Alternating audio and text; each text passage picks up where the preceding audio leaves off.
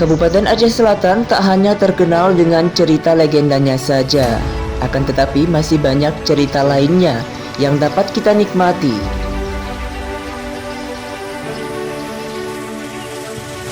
Kali ini Jak Wisata akan mengulas sedikit sejarah mengenai masjid tertua yang ada di kabupaten ini.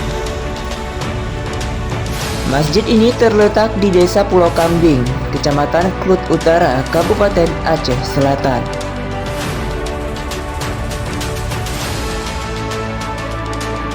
Menurut cerita dari warga, kayu untuk pembuatan masjid ini diambil dari dalam hutan langsung.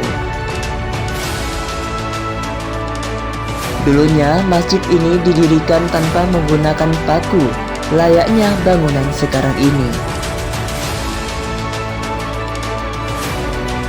Masjid ini merupakan yang tertua di Aceh Selatan. Masjid ini dibangun pada tahun 1351 Masehi. Pendirinya merupakan seorang ulama, yaitu Syekh Husain Al-Fanjuri bin Muhammad Al-Fajri Kausar yang berasal dari negeri Persia.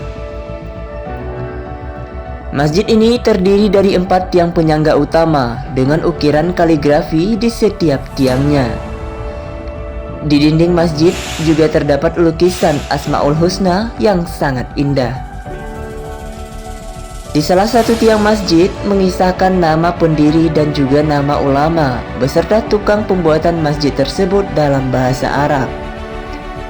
Masjid ini juga memiliki keunikan, yaitu di salah satu tiangnya kerap mengeluarkan air dan oleh masyarakat telah membuatkan tempat penampungan.